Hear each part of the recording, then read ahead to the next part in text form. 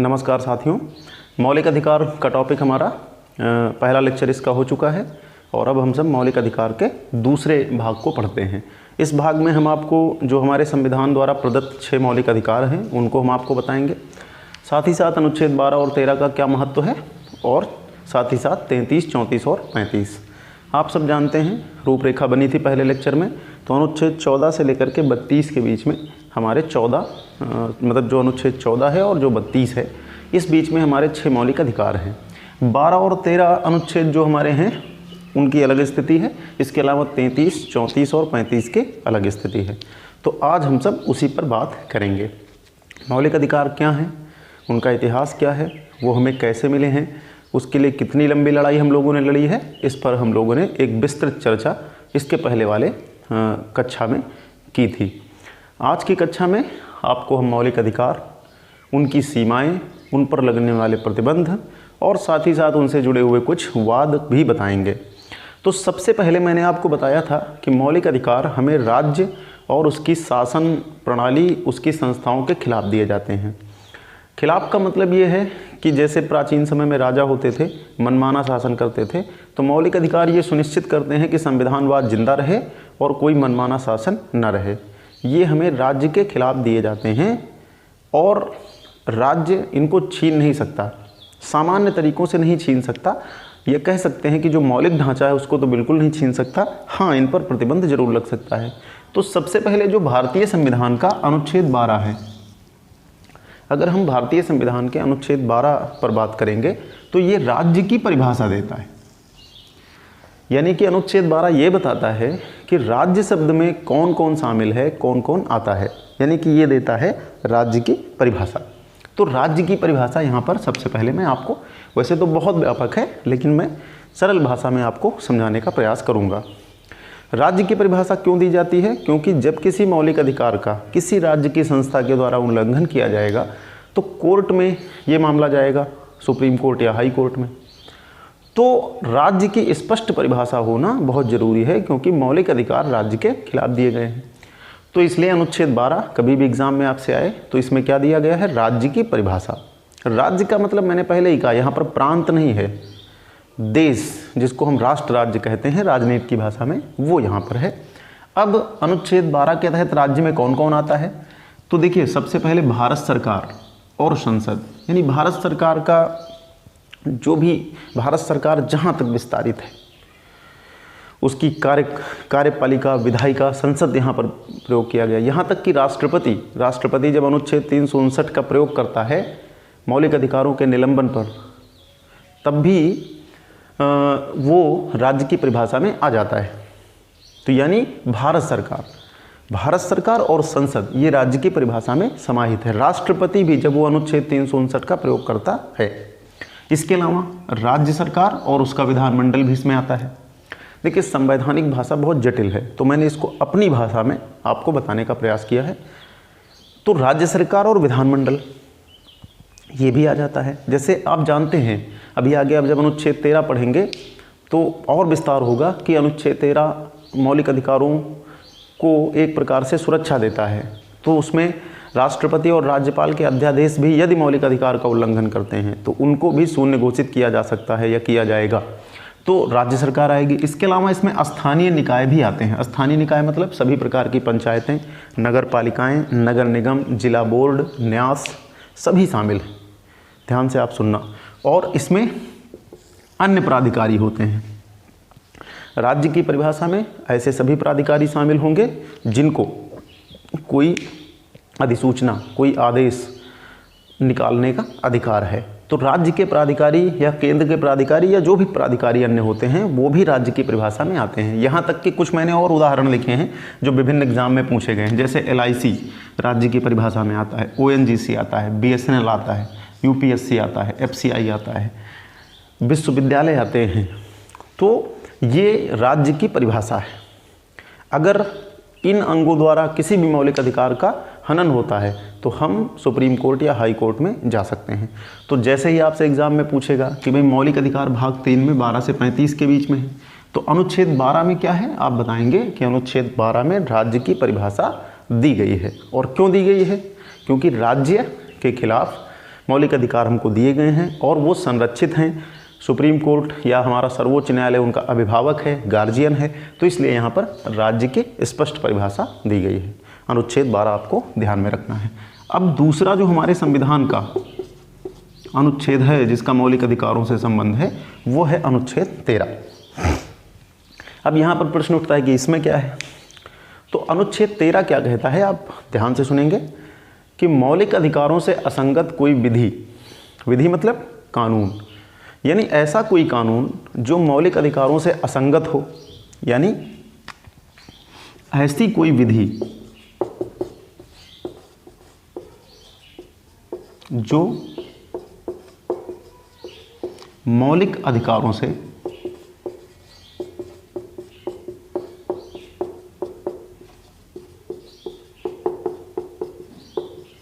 असंगत हो। असंगत का मतलब कि जो मौलिक अधिकारों के उद्देश्य से जो है साम्यता न रखती हो, या फिर ऐसी कोई विधि जो मौलिक अधिकारों को शून्य करती हो, या शून्य अगर ना भी हो तो आप ये कह सकते हैं कि मौलिक अधिकारों को सीमित करती हो या उन पर प्रतिबंध लगाती हो।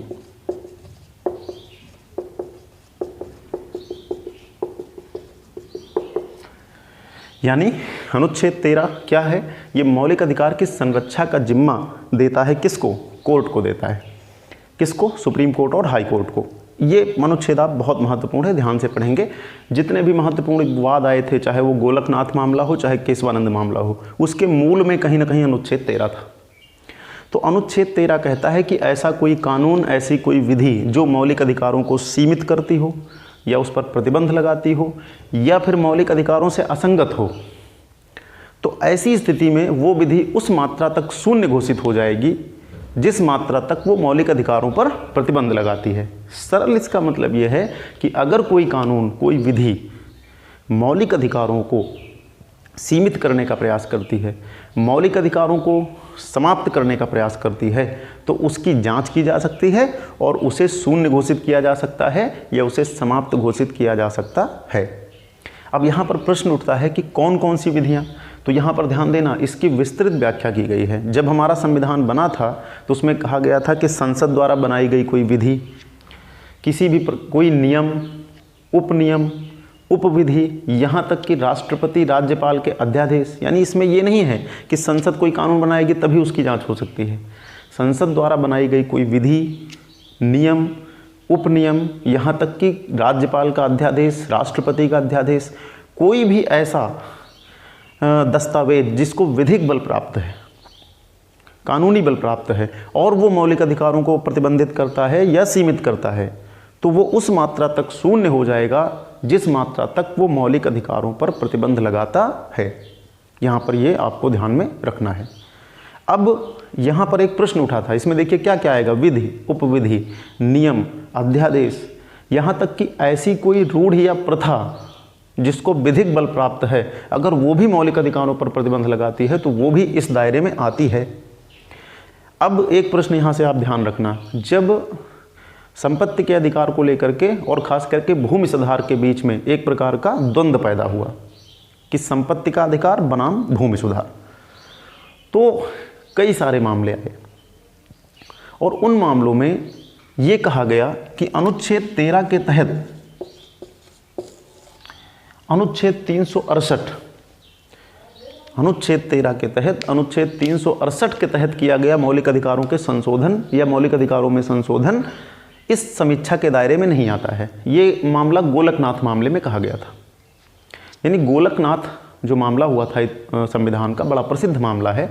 गोलकनाथ मामले में ये कहा गया था कि यदि मौलिक अधिकारों में अनुच्छेद 368 के तहत संसद कोई संशोधन करती है तो ऐसा संशोधन अनुच्छेद 13 के तहत सुप्रीम कोर्ट या फिर हाई कोर्ट द्वारा संरक्षित नहीं होगा या इसकी समीक्षा नहीं की जाएगी। लेकिन यहाँ पर एक चीज़ आपको ध्यान में रखना है,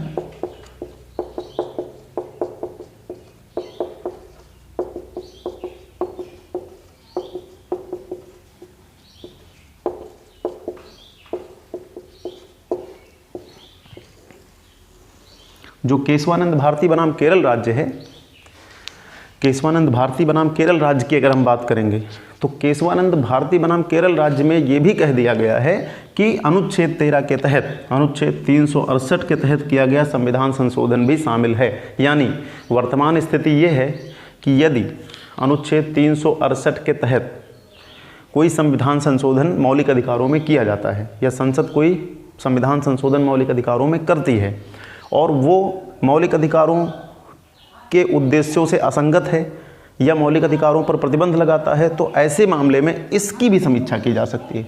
और यहीं पर आपको याद होगा कि केशवानंद भारती बनाम केरल राज्यवाद में ही मौलिक ढांचे का सिद्धांत आया था। यानी पहले क्या था, केशवानंद भारती के पहले कि अनुच्छेद 13 क्या कहता था कि यदि कोई नियम, उपनियम, विधि, उपविधि, अध्यादेश मौलिक अधिकारों को सीमित करता है तो वो उसी मात्रा में शून्य होगा जिस मात्रा तक वो मौलिक अधिकारों पर प्रतिबंध लगाता है या सीमित करता है या जिस मात्रा तक वो असंगत है। अनुच्छेद 368 को केशवानंद भारती वाद में शामिल करते हुए ये कहा गया कि इसकी भी समीक्षा की जाती।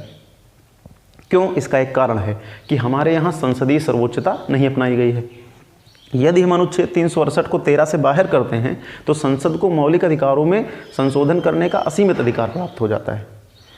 तो केशवानंद भारती मामले में इस बात पर बल दिया गया कि संसद मौलिक अधिकारों में संशोधन तो कर सकती है, किंतु ऐसा संशोधन, पहली चीज़ तो साधारण संशोधन नहीं होगा, अनुच्छेद 368 के तहत ही होगा, ये पहले से ही स्पष्ट था।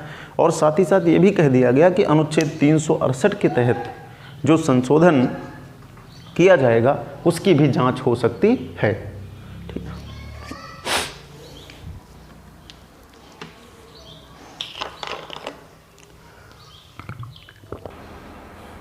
और इस श्रृंखला में हम सब अब अपने मौलिक अधिकार पे आ जाते हैं। 12 और 13 आप पढ़ चुके हैं। अब हमारे जो 6 मौलिक अधिकार हैं हम उनको जानने का प्रयास करते हैं कि उनमें क्या क्या है और उनमें जो भी तत्व हैं उनको हम सब समझते हैं।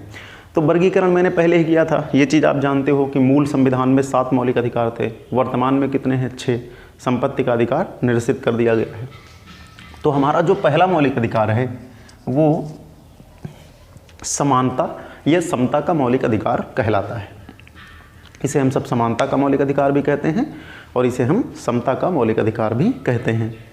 देखो, इसे बहुत अगर सरल पढ़ना हो तो बहुत आसान है। 14, 15, 16, 17, 18 यानी कि बहुत आसान भाषा में लोग पढ़ते हैं, पढ़ाते भी हैं, ऐसे नोट्स भी बनाते हैं।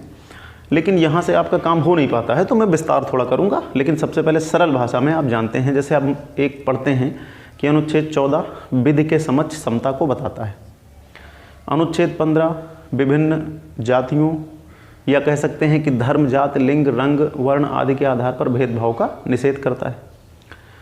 16 में लोक नियोजन में अवसर की समता है। 17 में अस्पृश्यता का अंत है और 18 में उपाधियों का अंत है। तो ये तो बहुत सरल तरीके से आप पढ़ सकते हैं। अगर उस तरह से मौलिक अधिकार पढ़ना हो तो 15 मिनट में आप पढ़ लेंगे कि 14 में ये है, 15 में ये है, 16 में ये है, 17 में ये है। लेकिन मेरा उद्देश्य ये नहीं है। देखिए, 14 में विधि के समक्ष समता है, आप जानते हैं। 15 में क्या है? धर्म, जाति, लिंग, वंश या अन्य आधार पर भेदभाव के निषेध की बात है। और 16 की बात करेंगे तो लोक नियोजन में अवसर की समता है। 17 में अस्पृश्यता का अंत है। 18 में उपाधियों का अंत है। लेकिन उसके अंदर भी बहुत सारी बातें होती हैं जिन पर हम सब डिस्कशन करेंगे। तो सबसे पहले हम लेते हैं अनुच्छेद 14 को। अनुच्छेद 14 में 2 चीज़ें हैं, आप यहाँ पर ध्यान रखेंगे। क्या है? एक है विधि के समक्ष समता और एक है विधि का समान संरक्षण। दोनों चीज़ें आप ध्यान रखेंगे। अनुच्छेद 14 में 2 चीज़ें हैं। एक है विधि के समक्ष समता और एक है विधियों का समान संरक्षण या विधि का समान संरक्षण। अब ये 2 विचार हैं। इसमें से जो विधि के समक्ष समता का विचार है वो ब्रिटेन से लिया गया है, आपको ध्यान में रखना है। जो विधि के समक्ष समता का विचार है वो ब्रिटेन से लिया गया है। तो विधि के समक्ष समता का विचार ब्रिटेन से लिया गया है और विधि के समान संरक्षण का विचार अमेरिका से लिया गया है। अब आप सोच रहे होंगे कि इन दोनों में अंतर क्या है। तो सबसे पहले मैं विधि के समक्ष समता की बात करता हूँ। आप यहाँ पर ध्यान रखना, विधि के समक्ष समता ब्रिटेन से ली गई है और विधि के समक्ष जो समता का विचार है ये नकारात्मक है। हालांकि विधि के समक्ष समता के विचार से ही विधि के शासन का भी विचार आया है। विधि के शासन का सरल मतलब ये है कि विधि ही सर्वोच्च है, कोई व्यक्ति, कोई संस्था सर्वोच्च नहीं है। वो जो भी शासन करती है उसके अधिकार विधि से प्राप्त होता है उसको। तो विधि के जो विधि का शासन है ये भी वहीं से निकला है, विधि के समझ समता से ही विधि का शासन निकला है। तो सरल भाषा में आप समझिए, विधि के समझ समता का विचार ब्रिटेन से लिया गया है और ये नकारात्मक है। नकारात्मक का मतलब ये है कि जैसे हम अगर कहें कि सभी मानव एक समान हैं, एक जैसे हैं, तो ऐसा संभव नहीं है या ऐसा सत्य भी नहीं है, ऐसा सत्य भी नहीं। जैसे अनुच्छेद 14 की व्याख्या करते हुए सुप्रीम कोर्ट ने ये माना है कि वर्ग भेद नहीं किया जा सकता, वर्ग भेद नहीं किया जा सकता, लेकिन वर्गीकरण किया जा सकता है। मतलब अगर हम एब्सोल्यूट विधि के समझ समता के विचार को अपना लें तो ऐसी स्थिति में वर्गीकरण नहीं हो सकता। भारत जैसे विविधतापूर्ण देश में वर्गीकरण अत्यंत आवश्यक है। तो सुप्रीम कोर्ट ने भी कहा है कि वर्ग भेद नहीं किया जा सकता, लेकिन वर्गीकरण किया जा सकता है। मतलब यह है कि जैसे एब्सोल्यूट समता, एक बहुत संपन्न आदमी और एक बहुत विपन्न आदमी, दोनों के मध्य अगर हम समता मान लें तो ये फिर एक प्रकार का नकारात्मक विचार हो जाएगा। तो यदि हम अपनी नीतियां बनाते समय या लोगों को अधिकार देते समय वर्गीकरण कर लें कि भाई ठीक है, एक अमीर वर्ग के लिए समान विधि होगी और गरीब लोगों के लिए समान विधि होगी, यानी अमीर वर्गों में अमीरों के लिए एक विधि ऐसी बनाएंगे जो समान उनके लिए होगी। अब जैसे मान लेते हैं कि एक नियम बना दिया जाए कि अमीर हो या गरीब हो सबको समान टैक्स भरना होगा, तो इसे हम क्या कहेंगे? ये नकारात्मक समता तो है, लेकिन क्या ये ठीक है? तो आप कहेंगे बिल्कुल ठीक नहीं है। तो हम क्या करते हैं, टैक्स में कैसा व्यवहार करते हैं कि जो ज़रूरी चीज़ें हैं, जो आम उपभोग की वस्तुएं हैं, उन पर टैक्स ना पड़े या बहुत कम पड़े, और जो बहुत विलासिता वाली चीज़ें हैं उन पर टैक्स बहुत ज़्यादा पड़े। तो ये क्या है? ये वर्गीकरण है। तो विधि के समझ समता का विचार कैसा है? नकारात्मक है। ये एब्सोल्यूट समता की बात करता है। और जो विधियों का समान संरक्षण है वो अमेरिका के संविधान से लिया गया है। ये समान लोगों में समान विधि की बात करता है और वर्गीकरण की बात करता है। सुप्रीम कोर्ट ने भी बाद में ये बात की है कि वर्गीकरण किया जा सकता है। कहने का मतलब यही होगा कि हम सब यदि आय की असमानता को कम करने के लिए, गरीबी को कम करने के लिए समान लोगों में समान नियम बनाते हैं, तो ये विधि के समझ समता का उल्लंघन नहीं है, बल्कि उसको और ज़्यादा बेहतर करने का विचार है। यानी कि बहुत सरल भाषा में आप समझिए कि विधि के समझ समता का विचार नकारात्मक है, ये सभी को समान मानता है, जबकि ऐसा संभव नहीं है। और विधि का समान संरक्षण जो है वो कैसा है? वो सकारात्मक है। वो कहता है कि सभी लोग समान नहीं हो सकते हैं, इसलिए हमें वर्गीकरण करना पड़ सकता है। और यदि सभी लोग समान नहीं हैं और किसी खास एजेंडा को, गरीबों के लिए किसी कार्यक्रम को, आय की असमानता को, संपत्ति के वितरण को सही रूप से सुनिश्चित करने के लिए कोई वर्गीकरण किया जाता है, तो वो विधि के समझ समता का उल्लंघन नहीं है। तो 14 में 2 चीज़ें आप ध्यान रखनी है आपको कि क्या क्या है। विधि के समझ समता जो ब्रिटेन से ली गई है नकारात्मक है, और विधियों का जो समान संरक्षण का सिद्धांत है वो अमेरिका से लिया गया है। अब आते हैं अनुच्छेद 15 पर। अनुच्छेद 15 मौलिक रूप से राज्य को कुछ आधारों पर विभेद करने से रोकता है। विभेद यानी कि भेदभाव करने से रोकता है, लेकिन ये बहुत संशोधित हुआ है।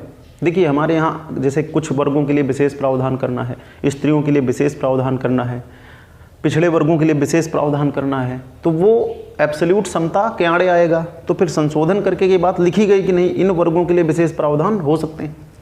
तो अनुच्छेद 15 मैंने देखिए लिखा है यहाँ पर 15(1), 15(2), 15(3), 15(4), 15(5). अभी करंट अफेयर्स पढ़ाते समय मैंने आपको 15(6) भी पढ़ाया था।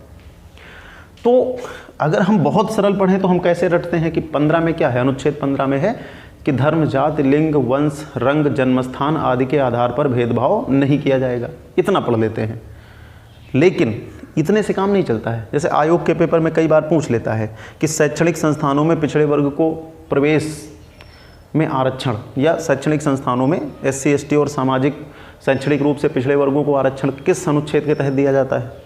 तो आप बताएंगे 15(4) के तहत दिया जाता है। स्त्रियों और बच्चों के लिए विशेष प्रावधान किस अनुच्छेद के तहत किए जा सकते हैं? 15(3) के तहत किए जा सकते हैं। निजी शिक्षण संस्थाओं में प्रवेश में आरक्षण 15(5) में आता है। इसके अलावा EWS को संस्थाओं में प्रवेश में आरक्षण 15(6) में आता है। तो मैं कोशिश करूंगा कि आपको 15 के सारे पार्ट यहाँ पे समझा दूँ। सबसे पहले जो 15(1) है, यानी कि जिसको हम सब 15 समझते हैं केवल, यानी अनुच्छेद 15 समझते हैं, ये कहता है कि कुछ आधारों पर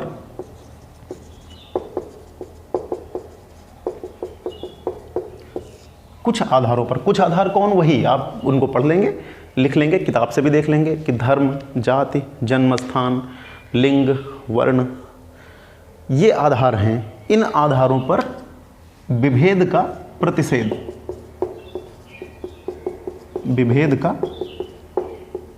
प्रतिषेध, यानी कि धर्म, जाति, लिंग, वर्ण, रंग आदि के आधार पर किसी भी नागरिक के साथ राज्य कोई भेदभाव नहीं करेगा। यानी कि अनुच्छेद 15 कहता है कि राज्य जो कुछ आधार हैं जिनके आधार पर विभेद होते आए हैं, राज्य उनके मध्य किसी भी प्रकार का भेदभाव नहीं करेगा। वो कुछ आधार कौन कौन से हैं, जैसे धर्म है, जाति है, वर्ण है, लिंग है, जन्म स्थान है। इन आधार पे नागरिकों के मध्य कोई प्रकार का भेदभाव नहीं किया जाएगा, ये 15(1) कहता है। वनडे परीक्षाओं में तो यही पूछ लिया जाता है कि धर्म, जाति, वर्ण, लिंग, रंग आदि के आधार पर जो भेदभाव है या भेदभाव का निषेध है वो किस अनुच्छेद में है, तो आप बता देते हैं कि वो अनुच्छेद 15 में है। क्योंकि यहाँ थोड़ा विस्तारित है तो जैसा आपको पढ़ना हो वैसे आप देख लेंगे। यानी 14 में क्या मैंने अभी क्या बताया कि एक लाइन में अगर पढ़ना है तो क्या पढ़ेंगे, विधि के समझ समता है। 15 में क्या है, धर्म, जाति, लिंग, वर्ण या अन्य आधारों पर विभेद का प्रतिषेध या निषेध है। तो ये 15(1) में आता है। 15(2) कहता है, 15(2) भी आप ध्यान से देखना कि उपर्युक्त आधारों पर, जो ये आधार मैंने लिखे हैं, कौन से, धर्म, जाति, वर्ण, लिंग, जन्म स्थान, इन आधार पर किसी व्यक्ति के साथ सार्वजनिक भोजनालयों, पब्लिक प्लेसेस, जैसे पब्लिक प्लेस का मतलब कोई पार्क हो सकता है, कोई सार्वजनिक स्थान हो सकता है, मंदिर हो सकता है, कुएं हो सकते हैं, तालाब हो सकते हैं, ट्रांसपोर्ट हो सकता है, पब्लिक ट्रांसपोर्ट हो सकता है। तो 15(2) ये बात कहता है। 15(2) ध्यान रखना कि उपर्युक्त आधारों पर मतलब कि जो धर्म, जाति, वर्ण, लिंग या जन्मस्थान है, इन आधार पर या इनको आधार मानते हुए किसी व्यक्ति को सार्वजनिक भोजनालयों, यानी कि जो आपके रेस्तरां हैं, होटल्स हैं, जो सार्वजनिक हैं, सार्वजनिक भोजनालयों या जैसे कोई भी इस प्रकार का सार्वजनिक स्थल हो, कोई पब्लिक प्लेस हो, पार्क हो, या फिर जैसे ट्रांसपोर्ट सिस्टम हो, तो 15(2) इस बात को सुनिश्चित करता है कि इन आधारों पर किसी व्यक्ति को मंदिर, तालाब, सार्वजनिक भोजनालय आदि में प्रवेश से रोका नहीं जाएगा। ये 15(2) कहता है। 15(2) ध्यान से लिख लेना आप सब बाद में, तो आप आराम से पढ़ सकते हैं। वीडियो लेक्चर है, आप इसको रोक करके बार बार आगे पीछे करके जैसा चाहें वैसा पढ़ सकते हैं, तो इसमें आपको कोई दिक्कत नहीं आएगी। तो 15(2) आपका क्लियर हो गया है ना कि 15(2) में क्या है कि उपर्युक्त आधार पर धर्म, जाति, वर्ण, लिंग आदि के आधार पर किसी व्यक्ति को सार्वजनिक स्थानों, भोजनालयों, पार्क या कुआं, तालाब, मंदिर आदि में प्रवेश से रोका नहीं जाएगा। इसके बाद फिर 15(3) की बात करते हैं। 15(3) कहता है कि राज्य स्त्रियों और बच्चों के लिए विशेष प्रावधान बना सकता है। राज्य स्त्रियों और बच्चों के लिए विशेष प्रावधान बना सकता है। इसका मतलब कि यदि राज्य स्त्रियों के लिए या बच्चों के लिए कोई विशेष प्रावधान बनाएगा तो उसे 15(1) के तहत प्रतिषेध का उल्लंघन नहीं माना जाएगा। यानी राज्य स्त्रियों के लिए या बच्चों के लिए विशेष प्रावधान बना सकता है, विशेष प्रावधान कर सकता है। ये 3 में है। 15(4) आप देख लेना। 15(4) क्या कहता है कि SC ST यानी अनुसूचित जाति, अनुसूचित जनजाति एवं सामाजिक और शैक्षणिक रूप से जो पिछड़ा वर्ग है, यानी कि 15(4) कहता है कि जो अनुसूचित जातियां हैं, जनजातियां हैं, सामाजिक और शैक्षणिक रूप से जो पिछड़े वर्ग हैं, इन वर्गों के लिए विशेष प्रावधान हो सकते हैं या शिक्षण संस्थानों में विशेष प्रावधान दिए जाएंगे इनको। तो जो SC है, ST है, सामाजिक एवं शैक्षणिक रूप से पिछड़ा वर्ग है, इसके लिए विशेष प्रावधान बनाने के लिए राज्य को अधिकृत किया गया है। एक जैसे आज़ादी के बाद या भारत जब आज़ाद हुआ था उस समय मद्रास राज्य के आरक्षण का मुद्दा उठा था, उसी के लिए 15(4) जोड़ा गया था। तो 15(4) ये सुनिश्चित करता है कि जो SC ST सामाजिक और शैक्षणिक रूप से पिछड़े वर्ग हैं उनको शिक्षण संस्थाओं में प्रवेश में आरक्षण दिया जा सकता है। ये 15(4) सुनिश्चित करता है। जब मूल संविधान था तो उसमें ये बात नहीं थी। बाद में जब मद्रास राज्य ने नियम बनाया तो मामला सुप्रीम कोर्ट में गया, तो उस समय ये व्याख्या की गई और इसमें 15(4) जोड़ दिया गया कि अगर राज्य को लगता है कि अनुसूचित जातियों, जनजातियों, सामाजिक और शैक्षणिक रूप से पिछड़े वर्गों के लिए शिक्षण संस्थाओं में प्रवेश में आरक्षण की ज़रूरत है तो वो ऐसे आरक्षण को देगा। हालांकि इसमें एक चीज़ कही गई थी कि ऐसा आरक्षण अल्पसंख्यक संस्थानों पर लागू नहीं होगा। तो 15(4) यानी सरल भाषा में 15(1) में धर्म, जाति, लिंग, वर्ण आदि के आधार पर विभेद का निषेध किया गया है। 15(2) इन आधारों पर किसी व्यक्ति को पब्लिक प्लेसेस, भोजनालयों, तालाबों, कुओं या अन्य प्रकार के मंदिरों जैसे स्थलों पर रोके जाने का निषेध करता है कि इनको रोका नहीं जाएगा। 15(3) में स्त्रियों, बच्चों के लिए राज्य विशेष प्रावधान कर सकता है। 15(4) में सामाजिक शैक्षणिक रूप से पिछड़े वर्ग, अनुसूचित जाति और जनजाति को शिक्षण संस्थाओं में प्रवेश के आरक्षण को सुनिश्चित किया गया है। और 15(5) एक जोड़ा गया था, इसका संशोधन भी आप ध्यान रखना, 93वां संशोधन 2005। ये संशोधन बहुत महत्वपूर्ण है। 15(5) जोड़ा गया था 93वें संशोधन 2005 द्वारा। इसमें कहा गया है कि निजी शिक्षण संस्थाओं में भी इन वर्गों को यानी अनुसूचित जाति, जनजाति या इनको तो पहले से ही प्राप्त था, 15(4) में भी इसकी व्यवस्था कर दी गई थी, लेकिन इसको थोड़ा विस्तारित किया गया। विस्तारित का मतलब कि निजी शिक्षण संस्थाएं, यानी कि यहाँ पर क्या व्यवस्था की गई है कि 93वें संशोधन 2005 द्वारा ये व्यवस्था की गई है कि निजी शिक्षण संस्थाओं में भी प्रवेश में आरक्षण या ऐसे शिक्षण संस्थाओं में प्रवेश में आरक्षण दिया जाएगा या दिया जा सकता है। और इसको सुप्रीम कोर्ट ने बाद में वैध माना था। सुप्रीम कोर्ट में इसको चुनौती दी गई थी। तो निजी शिक्षण संस्थाओं में प्रवेश में आरक्षण किस अनुच्छेद में आएगा? 15(5) में आएगा। और संशोधन आपसे पूछेगा ये है। और 15(6) मैंने आपको उस दिन बताया था, आप उसको पिछले लेक्चर में वीडियो जो हमारा EWS को लेकर के मुद्दा था उसमें था, तो वो आप देख लेंगे। तो ये 14 और 15 हो गए। इसके बाद अनुच्छेद 16 पर हम सब आ जाते हैं। 16 देखिए, सरल भाषा में 16 क्या कहता है कि लोक नियोजन में अवसर की समता, यानी कि ये अवसरों की समानता को बताता है कि जो अवसर सृजित होंगे उनमें समता का व्यवहार अपनाया जाएगा। लोक नियोजन की बात करता है, यानी कि पब्लिक जो प्लानिंग है उसमें जो भी अवसर सृजित होंगे उसमें समता का व्यवहार किया जाएगा, किसी के साथ कोई भेदभाव नहीं किया जाएगा। अब इसमें भी 15 की तरह 1, 2, 3, 4, 5, 6 तक विस्तारित अनुच्छेद हैं, कुछ बाद में जोड़े गए हैं। तो सबसे पहले हम सब लोग अवसर की समता को समझते हैं सरल भाषा में। देखिए, इसमें जो 16(1) और 16(2) हैं, 16(1) और 16(2) वो साधारण है। 16(1) और 16(2) में कोई दिक्कत नहीं है। जैसे 16(1) अवसर की समता को बताता है, आप इसको लिख लेना बाद में। 16(1) अवसर की समता को बताता है और 16(2) वही बताता है कि अवसर की समता सभी को प्राप्त होगी, इसमें धर्म, जाति, लिंग, वर्ण, रंग आदि के आधार पर कोई भेदभाव नहीं किया जाएगा। यानी 16(1) और 16(2) जो हैं वो इस बात को बताते हैं कि अवसर की समता सभी को प्राप्त होगी, उसमें धर्म, जाति, लिंग, रंग, वर्ण आदि के आधार पर कोई भेदभाव नहीं होगा। 16(1) अवसर की समता को बताता है और 16(2) में धर्म, जाति, लिंग, वर्ण आदि के आधार पर भेदभाव के प्रतिषेध का निषेध किया गया, या इस प्रकार का कोई भेदभाव नहीं होगा, उस पर निषेध या प्रतिषेध लगा दिया गया है। 16(3) जो है वो संशोधन जोड़ा गया है। 16(3) में एक आप ध्यान रखना एक बात है कि अगर लोक नियोजन में या लोक नियोजन में जो अवसर की समता है उसमें यदि निवास संबंधी कोई बाध्यता लगाई जाए कुछ मामलों में, तो उसको वैध माना गया है। जैसे कुछ राज्य अत्यंत पिछड़े होते हैं, वहाँ पे पढ़ाई आदि का स्तर बहुत कमज़ोर होता है। अगर वहाँ पर कोई पद सृजित होते हैं तो कई बार ऐसा होता है कि उस राज्य के लोगों को बहुत फ़ायदा ना होकर के अन्य राज्य के लोग वहाँ पर जा कर के चयनित हो जाते हैं। तो एक ये भी प्रावधान किया गया है कि ऐसी स्थिति में निवास संबंधी बाध्यता लगाई जा सकती है। तो 16(3) उतना महत्वपूर्ण है नहीं आपके लिए, इसलिए मैं इतना ही आपको बता रहा हूँ। तो 16(1) और 16(2) में सामान्यतः समता की बात की गई है। 16(3) में जो निवास संबंधी चीज़ें हैं उनको बताया गया है। एक बहुत ही महत्वपूर्ण अनुच्छेद है जिसको हम कहते हैं 16(4). तो 16(4) बहुत महत्वपूर्ण है। 16(4) बहुत चर्चा में भी रहा है। 16(4) सरल भाषा में पिछड़े वर्ग के लिए आरक्षण का प्रावधान करता है।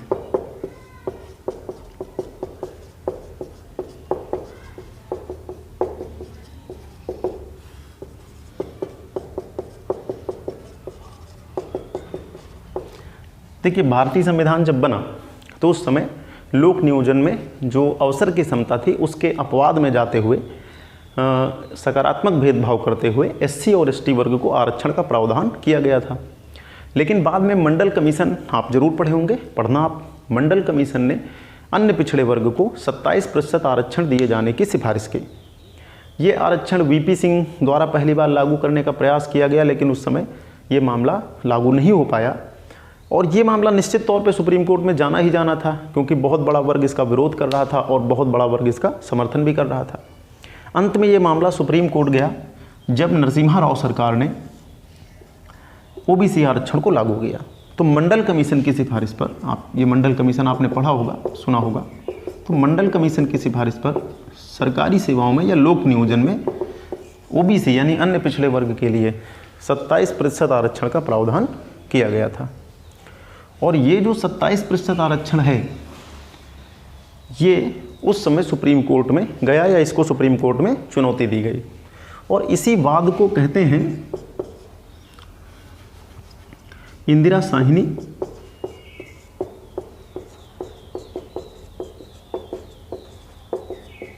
वाद या इंदिरा साहनी बनाम भारत संघवाद। ये वाद आप जरूर ध्यान रखेंगे। तो इंदिरा साहनी बनाम भारत संघवाद में इस मामले पर विचार किया गया कि पिछड़े वर्ग को दिया गया 27% आरक्षण वैध है या अवैध है या वैध नहीं है। तो इंदिरा साहनीवाद एग्जाम के लिए बहुत महत्वपूर्ण है, आप ध्यान रखेंगे। इंदिरा साहनीवाद में 6-3 के बहुमत से, यानी कि 9 सदस्यीय। यहाँ पर एक बात आप ध्यान रखना कि जब कोई संवैधानिक मामला, यानी कि जब कोई संवैधानिक मामला सुप्रीम कोर्ट में विचाराधीन होता है तो उसके लिए एक संवैधानिक पीठ गठित होती है और जब भी कोई संवैधानिक पीठ गठित होती है तो उसमें कम से कम 5 न्यायाधीशों का होना आवश्यक है। ऐसे बेंच बैठ सकती हैं, एकल बेंच हो सकती है, डबल हो सकती है या 3 जजों की बेंच हो सकती है। लेकिन यदि कोई मामला संविधान से संबंधित है, संवैधानिक प्रश्न उसमें छुपा हुआ है, तो संविधान पीठ का गठन किया जाता है और संविधान पीठ का जब गठन किया जाता है तो ऐसी स्थिति में कम से कम 5 न्यायाधीशों का सुप्रीम कोर्ट में होना जरूरी है, या उस मतलब जो पीठ बनेगी उस पीठ में कम से कम 5 न्यायाधीशों का होना आवश्यक है। तो इंदिरा साहनी मामले में 9 न्यायाधीशों की एक बेंच बनाई गई जिसको इस बात पर विचार करना था कि जो ओबीसी या अन्य पिछड़े वर्ग को आरक्षण दिया गया है मंडल कमीशन की सिफारिश पर, वो वैध है या नहीं है। इसी समय नरसिम्हा राव सरकार ने 10% आरक्षण आर्थिक आधार पर गरीबों के लिए दिया था, जो हाल ही में EWS फिर से लागू किया गया है। तो नरसिम्हा राव ने 10% जो आरक्षण दिया था पिछड़े वर्गों के लिए, क्योंकि देश में काफ़ी विरोध था तो उन्होंने संतुलित करने के लिए ऐसा किया।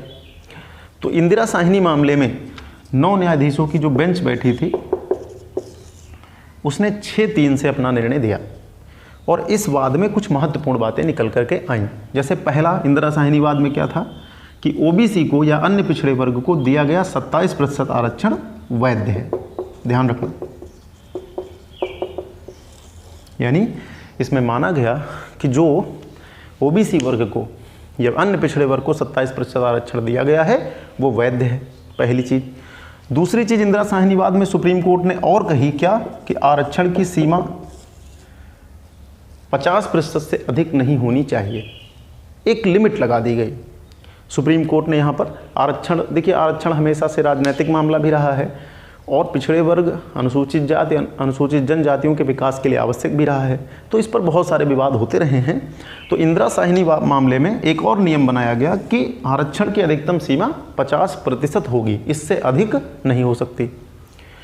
27% आरक्षण को वैध माना गया और जो 10% आरक्षण आर्थिक आधार पर दिया गया था उसको समाप्त कर दिया गया, उसको शून्य कर दिया गया। साथ ही साथ इसी में एक क्रीमी लेयर का सिद्धांत भी दिया गया, क्रीमी लेयर का सिद्धांत। क्रीमी लेयर का सिद्धांत सरल भाषा में यह था, क्रीमी लेयर या हिंदी में इसको कहते हैं मलाईदार परत। ये कहा गया कि ओबीसी को दिया गया 27% आरक्षण वैध है, लेकिन जो भी इसमें क्रीमी लेयर में आता है उसको ये आरक्षण ना दिया जाए। तो अब यहाँ पर बात आती है कि क्रीमी लेयर क्या है। तो क्रीमी लेयर में ये होता है कि जैसे राष्ट्रपति, यदि किसी मतलब कोई ऐसा ओबीसी है, जिस ओबीसी व्यक्ति है जिसके मतलब परिवार में या पिताजी राष्ट्रपति रहे हों, उपराष्ट्रपति रहे हों या उच्च पदों पर रहे हों, तो उसको इस आरक्षण का लाभ नहीं मिलेगा। ग्रुप ए सेवाओं में जैसे कहा गया। इसके अलावा एक लिमिट लगाई गई, जैसे वर्तमान में 8 लाख रुपए क्रीमी लेयर की लिमिट बना दी गई है कि यदि सालाना इनकम 8 लाख से अधिक है तो ऐसे परिवार को, अन्य पिछड़े वर्ग के ऐसे परिवार को आरक्षण का लाभ प्राप्त नहीं होगा। तो क्रीमी लेयर या मलाईदार परत का सिद्धांत दिया गया कि जो लोग इस मलाईदार परत के ऊपर जाते हैं या एक निश्चित आमदनी या निश्चित नौकरी को प्राप्त कर चुके हैं या संवैधानिक पद प्राप्त कर चुके हैं, उसमें कई हैं, जब कभी विस्तार से आप क्रीमी लेयर पढ़ेंगे तो उनको आप पॉइंट कर लेना। तो क्रीमी लेयर का सिद्धांत यहाँ पर दिया गया। देखो जब मैं पढ़ाता रहूँगा तो बहुत चीज़ें आपको नहीं मिलेंगी, फिर आप उस पर खोज करने का प्रयास करिए। पढ़ाई कभी एक तरफा नहीं पूरी होती कि हमारे पढ़ाने से आपका सब कुछ पूरा हो जाएगा, आपको भी सहयोग करना पड़ेगा। तो इंदिरा साहनीवाद में एक मामला ये दिया गया कि 27% आरक्षण वैध है, आरक्षण की अधिकतम सीमा 50% से ज़्यादा नहीं होगी। पिछड़े वर्ग को आरक्षण तो जो दिया गया है वो वैध है, लेकिन क्रीमी लेयर के सिद्धांत को अपनाया जाए और जो लोग इस मलाईदार परत के दायरे में आते हैं उनको आरक्षण न दिया जाए। तो ये इंदिरा साहनीवाद हुआ। बाद में इसी 16(4) में एक 16(4) का जोड़ दिया गया है, तो मैं बहुत ज़्यादा नहीं बताना चाहता, लेकिन इतना ध्यान रखना एक 77वां संशोधन हुआ था, इसको आप जरूर देखना आज, फिर हमको बताना कमेंट में। 77वें संशोधन द्वारा प्रोन्नति में आरक्षण को वैध माना गया था। या इसी समय एक मामला ये भी चल रहा था कि क्या प्रोन्नति में आरक्षण दिया जा सकता है, तो इंदिरा साहनी मामले में ये कहा गया था कि प्रोन्नति में आरक्षण वैध नहीं है, यानी प्रोन्नति मतलब प्रमोशन में आरक्षण नहीं दिया जा सकता। तो इस मामले को शून्य घोषित करने के लिए भारतीय संविधान में एक संशोधन किया गया था जिसका नाम था 77वां संशोधन। तो 77वां संशोधन भी आपको ध्यान में रखना है, उसमें 16(4) का जोड़ा गया था। इसके अतिरिक्त 16(5) भी है, बहुत मैं उसको नहीं बताना चाहता। 16(6)(1) मैंने आपको बताया था, आप ध्यान रखना। 16(6) जो है वो EWS से संबंधित है, जो भी हाल ही में चर्चा में रहा है। आर्थिक आधार पे जो आरक्षण दिया गया है वो 16(6) में है, इसको मैं एक लेक्चर में बता चुका हूँ। तो ये अनुच्छेद 16 है। 16 में लोक नियोजन के अवसर की समता है। 16(4) को खास करके ध्यान रखना है। क्रीमी लेयर को ध्यान रखना है। एक चीज़ और यहाँ से निकलती है, उसको भी आप सुन लेंगे। एक नियम है कैरी फॉरवर्ड का सिद्धांत, अग्रनयन का सिद्धांत, इसको आप जरूर जान लीजिए, मैं इसको बताता हूँ आपको। तो एक चीज़ यहाँ पर और देख लीजिए, अग्रनयन का सिद्धांत। अग्रनयन के सिद्धांत को कैरी फॉरवर्ड का सिद्धांत भी कहते हैं। कैरी फॉरवर्ड ये आप देखते हैं और समझते भी हैं, जैसे मैं आपको समझाता हूँ। इसमें कहा गया है कि यदि पिछड़े वर्ग या किसी खास वर्ग यानी SC ST या पिछड़े वर्ग के लिए यदि किसी वर्ष सीटें नहीं भरी जाती हैं या किसी खास विज्ञापन में खास अवसर की समता के मामले में वो सीटें नहीं भरी जाती हैं, तो उनको कैरी फॉरवर्ड कर दिया जाएगा। यानी उनको ना तो समाप्त किया जाएगा ना तो किसी और को दिया जाएगा, उनको कैरी फॉरवर्ड कर दिया जाएगा और उसको एक अलग से मतलब वर्ग मानते हुए उस पर जो है विज्ञापन निकाला जा सकता है और उस पर 50% की सीमा लागू नहीं होगी। इंदिरा साहनीवाद की 50% की सीमा लागू नहीं होगी। सरल भाषा में इसका मतलब ऐसे आप इसको समझेंगे, अग्रनयन के सिद्धांत को, कैरी फॉरवर्ड के सिद्धांत को, कि जैसे किसी नौकरी में 100 पद आते हैं और उसमें विशेष वर्गों के 20 पद खाली रह जाते हैं, भरे नहीं जाते, तो ये 20 जो पद होंगे इनका विलोपन नहीं होगा, इनको कैरी फॉरवर्ड कर दिया जाएगा। और यदि इन पदों को भरने के लिए केवल इन्हीं 20 पदों पर कोई विज्ञापन निकाला जाता है और उस पर उसी वर्ग को, जिस वर्ग की वो सीटें हैं उसी वर्ग को ही आमंत्रित किया जाता है, तो ऐसी स्थिति में आप जानते हैं कि ये 100% आरक्षण हो जाएगा। तो इंदिरा साहनीवाद में क्या कहा गया है कि आरक्षण की सीमा अधिकतम 50% होगी। तो इसको 100% आरक्षण नहीं माना जाएगा, इसको कैरी फॉरवर्ड माना जाएगा और इस पर इंदिरा साहनी मामले का 50% का नियम लागू नहीं होगा। ये कैरी फॉरवर्ड का नियम है। जैसे लोक सेवा आयोग में भी कुछ विशेष वैकेंसियाँ आती हैं, समीक्षा अधिकारी में, या PCS में, लोअर में, या कभी कभी विशेष विज्ञापन ही आता है जिसमें किसी खास वर्ग की ही सारी सीटें रहती हैं। तो इसको कैरी फॉरवर्ड का नियम कहते हैं कि अगर किसी वर्ग की सीटें किसी खास वर्ष में या खास विज्ञापन में ना भरी जाएं तो उनको कैरी फॉरवर्ड कर दिया जाएगा और उन सीटों पर इंदिरा साहनीवाद की 50% की सीमा लागू नहीं होगी। तो ये कैरी फॉरवर्ड का सिद्धांत है। इसके बाद हम सब आते हैं अनुच्छेद 17 पर। अनुच्छेद 17 एक प्रकार का निरपेक्ष अधिकार है और ये अस्पृश्यता के सभी रूपों का निषेध करता है या अस्पृश्यता पर प्रतिबंध लगाता है। अस्पृश्यता आप सब जानते हैं, छुआछूत या किसी को अछूत मानने की एक भावना है जिसमें किसी खास वर्ग को उसके कार्य के आधार पर, जाति आदि के आधार पर अछूत समझा जाता है और उसके साथ सामाजिक स्तर पर ऐसा व्यवहार किया जाता है। एक प्रकार से ये सामाजिक न्याय के लिए स्थापित किया गया है और ये निरपेक्ष अधिकार है। निरपेक्ष अधिकार का मतलब ये है कि अनुच्छेद 35 के तहत संसद को अस्पृश्यता का आचरण करने पर दंडनीय विधि बनाने का अधिकार दिया गया है और संसद ने ऐसा किया भी है। जैसे अनुच्छेद 35 आप पढ़ेंगे तो अनुच्छेद 35 में संसद को ये अधिकार है कि वो मौलिक अधिकारों को प्रवर्तित कराने के लिए साधारण विधान भी बना सकती है। तो अनुच्छेद 17 में अस्पृश्यता के सभी रूपों का अंत किया गया है।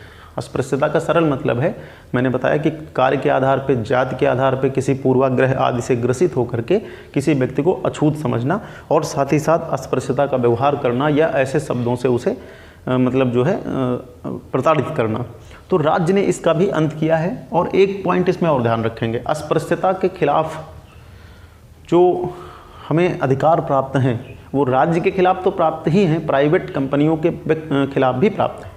यानी कोई भी अस्पृश्यता का व्यवहार नहीं कर सकता। और इसके लिए संसद ने 1955 में एक अस्पृश्यता अपराध अधिनियम 1955 पारित किया था। अस्पृश्यता अपराध अधिनियम 1955, और इसके द्वारा अस्पृश्यता को दंडनीय अपराध बनाया गया है। बाद में 1976 में इसी अधिनियम का नाम बदल करके सिविल अधिकार संरक्षण अधिनियम कर दिया गया था। यानी अस्पृश्यता अपराध अधिनियम 55 में पारित हुआ था, मौलिक अधिनियम यही है। 76 में इसका नाम परिवर्तित कर दिया गया और नाम बदल करके इसको क्या कहा गया, सिविल अधिकार संरक्षण अधिनियम 1955 के नाम से ही है। 76 में संशोधन उसमें कर दिया गया। तो ये इतना आपको ध्यान में रखना है। अनुच्छेद 18 उपाधियों के अंत का प्रावधान करता है और साथ ही साथ ये भी बताता है कि राज्य, यहाँ पर उपाधियों के अंत का मतलब है राज्य कोई उपाधि नहीं देगा, लेकिन यहाँ पर एक चीज़ कही गई है कि राज्य शिक्षा और सेना संबंधी उपाधियों को मान्यता प्रदान करेगा। यानी कि 2 क्षेत्र में उपाधियाँ दी जा सकती हैं। इसमें कुछ और चीज़ें हैं, जैसे भारत का नागरिक कोई भी उपाधि या कोई विदेशी राज्य से कोई उपाधि ग्रहण नहीं करेगा। यदि भारत में कोई लाभ के पद पर है और वो विदेशी भी है तो बिना राष्ट्रपति की अनुमति से वो कोई उपाधि ग्रहण नहीं कर सकता। इसके अलावा एक चीज़ और है कि ये जो आदेश हैं ये आदेशात्मक हैं या निर्देशात्मक हैं। अभी तक इन पर कोई दंड का प्रावधान नहीं किया गया है, लेकिन अगर संसद चाहे तो दंड का प्रावधान कर सकती है। तो उपाधियों के अंत का मतलब था कि हम कोई, जैसे राज्य कोई उपाधि नहीं देगा, जैसे अंग्रेज राय बहादुर और इस तरह की बड़ी बड़ी उपाधियाँ सौंपा करते थे, हमने उसका अंत किया। इसमें एक वाद आप ध्यान रखेंगे, हो सकता है एग्जाम में आपके काम आ जाए। क्या वाद है? बालाजी राघवन बनाम भारत संघवाद। बालाजी राघवन बनाम भारत संघवाद 1996 में हुआ था। इसमें इस बात पर विचार किया गया था या एक याचिका डाली गई थी सुप्रीम कोर्ट में कि भारत रत्न, पद्म श्री, पद्म भूषण, पद्म विभूषण आदि जो प्रतीक हैं वो पुरस्कार हैं। कुछ लोग मानते थे कि भारत रत्न, पद्म श्री, पद्म भूषण आदि पुरस्कार हैं, वो उपाधि हैं और इनका अंत कर दिया जाए। कई बार ये विवाद उठा। तो बालाजी राघवन बनाम भारत संघ मामले में सुप्रीम कोर्ट ने इस बात को निर्धारित किया कि भारत रत्न, पद्म श्री, पद्म विभूषण आदि कोई उपाधि न होकर के पुरस्कार हैं। इनको कोई व्यक्ति अपने नाम के आगे पीछे नहीं लगाएगा क्योंकि ये किसी प्रकार की उपाधि नहीं है, ये पुरस्कार हैं और फिर इनको वैध बताया गया। तो यहाँ पर यह भी ध्यान रखना होगा कि भारत रत्न, पद्म श्री, पद्म विभूषण, ये आपसे पूछेगा ये क्या है, ये एक प्रकार के पुरस्कार हैं, ना कि उपाधि। तो ये भी आपको ध्यान में रखना है कि जैसे भारत रत्न आपसे पूछ ले या जितने भी पद्म पुरस्कार हैं ये सभी क्या हैं, ये सभी के सभी पुरस्कार हैं, ना कि उपाधि।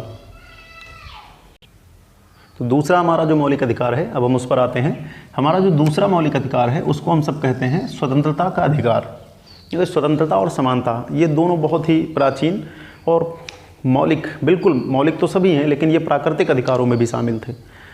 ये बहुत प्राचीन दर्शन में पाए गए हैं, चाहे वो फ्रांस की क्रांति रही हो, लाक का विचार रहा हो, इंग्लैंड में रहा हो, अमेरिका में रहा हो, भारत में। तो दूसरा हमारा जो अधिकार है वो स्वतंत्रता का अधिकार है। स्वतंत्रता का अधिकार अनुच्छेद 19 से लेकर के 22 तक विस्तारित है। 19 सबसे पहले हम सब देखते हैं। 19 में 6 प्रकार की मूलभूत स्वतंत्रताएं भारतीय नागरिकों को सौंपी गई हैं और इनको 19 first A, 19 first B, 19 first C, 19 first D और इस तरह से करके विस्तारित किया गया। ई, एफ और जी। हिंदी में पढ़ेंगे तो का, खा, गा, घा करके आप पढ़ सकते हैं। तो इसमें कौन कौन सी स्वतंत्रताएं हैं और उन पर क्या क्या प्रतिबंध है। देखो, मैंने पहले ही कहा था कि स्वतंत्रताएं जो आपकी हैं, जो मौलिक अधिकार हैं, वो असीमित नहीं हैं, उन पर युक्त संगत प्रतिबंध लगाए जा सकते हैं। यानी कोई भी मौलिक अधिकार असीमित नहीं है, उस पर युक्त संगत प्रतिबंध लग सकते हैं। उन प्रतिबंधों को भी मैं आपको साथ साथ बताते हुए चलूँगा। जैसे सबसे पहला हमारा जो 19 फर्स्ट ए है, 19 फर्स्ट ए में क्या है, भाषण एवं अभिव्यक्ति की स्वतंत्रता। भाषण और अभिव्यक्ति की स्वतंत्रता यानी हम भाषण यानी अपना विचार रखना, अपना मत रखना, अभिव्यक्ति का प्रदर्शन करना, भाषण देना, ये हर भारत का एक अपना मौलिक अधिकार है। जैसे अब बात आती है कि क्या यह सीमित है, तो असीमित नहीं है। देश की एकता, अखंडता, विदेशी मामले या युद्ध संबंधी मामलों में या आपातकाल जैसे मामलों में इस पर प्रतिबंध लग जाता है। विदेशियों को ये अधिकार प्राप्त नहीं है, ये भारतीय नागरिकों को ही प्राप्त है। तो प्रतिबंध तो सभी जितने भी 6 प्रकार की स्वतंत्रताएं हैं उन पर प्रतिबंध लगाया जा सकता है, लगाया जाता भी है, असीमित नहीं है, ये आपको ध्यान में रखना है। 19 के अन्य भाग में इन पर प्रतिबंध भी बताए गए हैं। तो भाषण और अभिव्यक्ति की स्वतंत्रता बहुत बड़ा अधिकार है, क्योंकि इसी के तहत इस स्वतंत्रता में ये आप ध्यान रखना, इसमें प्रेस की स्वतंत्रता आती है। एक क्वेश्चन एग्जाम में बना है, बहुत बार भी करना है कि प्रेस की स्वतंत्रता, भारत में प्रेस की स्वतंत्रता संविधान में कहीं अलग से नहीं बताई गई है। सुप्रीम कोर्ट ने यह माना है कि अनुच्छेद 19 फर्स्ट ए के तहत 19 का जो पहला भाग है उसके तहत प्रेस की स्वतंत्रता एक मौलिक अधिकार है। इसके अलावा इसमें राष्ट्रध्वज फहराने का अधिकार भी इसमें आता है। इसके साथ साथ इसमें जैसे चुप रहने का अधिकार भी है। अगर आप भाषण और अभिव्यक्ति की स्वतंत्रता में चुप रहने का अधिकार भी शामिल है। एक इमैनुअल कांट मामला हुआ था, उसमें राष्ट्रगान गाते समय उच्चारण न करने के आधार पर एक याचिका पड़ी थी, तो उसमें चुप रहने के अधिकार को भी मान्यता दी गई थी। इसके अलावा इसमें शांतिपूर्ण कोई धरना प्रदर्शन भी आप कर सकते हैं, ये ध्यान रखना है आपको। लेकिन यहाँ पर एक चीज़ और दिमाग में बैठा लीजिए कि हड़ताल और बंद संवैधानिक नहीं है या इनको मौलिक अधिकार नहीं माना गया है। सुप्रीम कोर्ट ने अपनी व्याख्याओं में माना है कि अगर कोई व्यक्ति शांतिपूर्ण धरना या प्रदर्शन करता है तो ये उसका अपना मौलिक अधिकार है, किंतु हड़ताल करना अथवा बंदी करना, जैसे आप भारत बंदी, बहुत सारे कई बार राजनीतिक दल पार्टियां भारत बंद का आह्वान करती हैं, तो ये आपका मौलिक अधिकार नहीं है। इसको सुप्रीम कोर्ट ने मौलिक अधिकार नहीं माना है। तो प्रेस की स्वतंत्रता इसी में आएगी, ध्यान रखना। साकल पेपर्स मामला प्रेस की स्वतंत्रता को बताता है।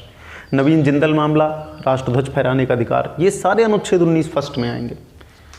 यानी 19 फर्स्ट में प्रेस की स्वतंत्रता, ध्वज लहराने का अधिकार, राष्ट्रीय ध्वज फहराने का अधिकार, चुप रहने का अधिकार, शांतिपूर्वक धरना प्रदर्शन करने का अधिकार आता है, लेकिन हड़ताल और बंद मौलिक अधिकार नहीं है। ये आपको ध्यान रखना है, ये क्वेश्चन कई बार आया है। अब इस पर प्रतिबंध मैंने बताया कि राष्ट्र की एकता, अखंडता आदि के आधार पर प्रतिबंध लग सकते हैं।